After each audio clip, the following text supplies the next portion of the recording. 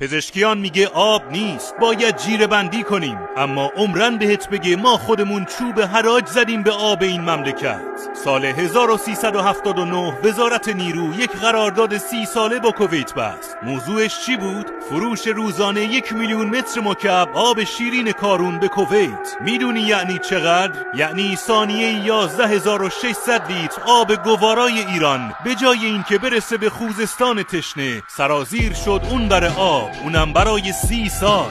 چرا حالا؟ چون استدلال آقایون این بود که آب کارون زیادی است و داره هدر میره تو خلیج فارس. گفتن چرا مثل نفت نفروشیمش و دلار نگیریم؟ و نتیجهش چی شد؟ کویت با اون آب صنایعش رو جون داد و پرونده بحران آبش رو بست و ما اینجا موندیم و کاسه چه کنم و دعا برای اومدن 2 قطره بارون. اگه طاقت شنیدن حقایق سانسور شده رو داری، پیج تاریخ مدرن رو دنبال کن.